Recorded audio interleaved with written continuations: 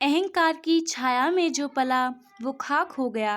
अहंकार की छाया में जो पला वो खाक हो गया। जो वीरता से मुसीबत में लड़ा वो इतिहास हो गया, वो इतिहास हो गया। Welcome again my dear friends, I hope आप सब अच्छे होंगे। आज का हमारा टॉपिक है republic state. Without wasting the time हम अपना टॉपिक शुरू करते हैं। छठी शताब्दी ईसा पूर्व के 10 गणराज्य ऐसे थे जो महाजनपदों से अलग थे, या यूं कहिए अलग हो गए थे। इसका भी एक मुख्य कारण माना जाता है। महाजनपद के जो राजा होते थे वो केवल उच्च वर्ग के लोगों के लिए ही अच्छी नीतियां बनाते थे। कुछ जो वर्ग थे, निम्न वर्ग के लोग और निम्न जातियों के लोग, उनके प्रति राजा का व्यवहार इतना अच्छा नहीं होता था। तो उन्हीं लोगों के कुछ समूह ने अपने 10 अलग गणराज्य स्थापित किए थे। कपिलवस्तु के शाक्य, रामग्राम के कौल्य, पिपलीवन के मौर्य, पावा के मल्ल, मिथिला के विधेय, वैशाली के लिच्छवी, सुनसुमारगिरी के मग, कल्लप के बुली, कुशीनगर के मल्ल और केशपुत के कलाम। अब हम इनको एक एक करके डिस्क्राइब करते हैं। फर्स्ट है हमारा कपिलवस्तु के शाक्य। हिमालय पहाड़ की तराई में शाक्यों का राज्य ये माना जाता था। शाक्यों के अंतर्गत गोरखपुर की पश्चिम भाग और नेपाल का कुछ भाग आता था और इसकी राजधानी थी कपिलवस्तु। ऐसा माना जाता है कि महात्मा बुद्ध की जन्मस्थली भी कपिलवस्तु ही थी। रामग्राम के जो कौल्य थे वो कपिलवस्तु के शाक्यों के पूर्व की ओर निवास करते थे। शाक्य और कौल्य एक दूसरे के पड़ोसी गणराज्य माने जाते थे और रोहिणी नदी उनकी सीमा थी। दोनों में कभी कभी रोहिणी नदी के जल को लेकर लड़ाई भी हो जाया करती थी।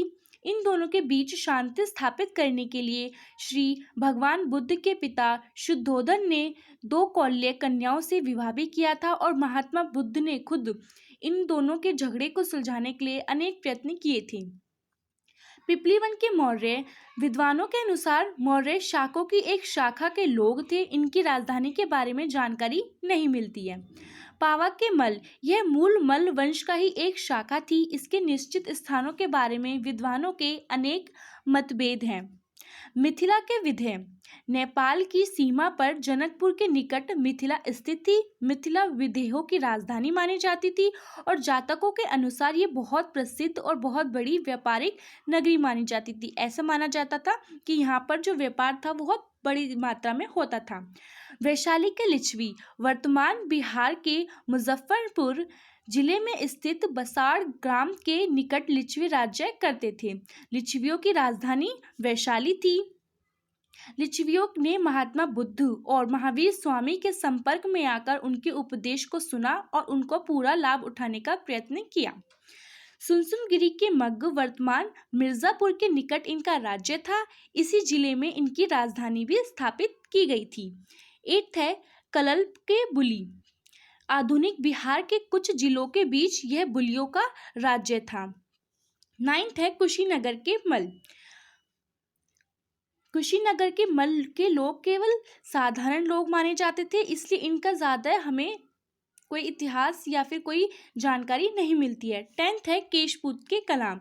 इसके विषय में ठीक ठीक जानकारी प्राप्त नहीं थी, लेकिन गौतम बुद्ध के गुरु आलार कलाम यहाँ पर निवास करते थे और उनके शिष्य भी उनके साथ यहाँ पर निवास करते थे। ये 10 रिपब्लिक स्टेट थी जो महाजनपदों से अलग थी। इसमें कोई उच्च या फिर कोई ज़्यादा बड़े वर्ग के लोग नहीं रहा करते थे। निम्न या फिर मध्य वर्ग के लोग, मध्य जाति या समूह के लोग ही यहाँ पर निवास किया करते थे। आई होप आपको इन 10 गणराज्यों के बारे में अच्छे से समझ में आया होगा।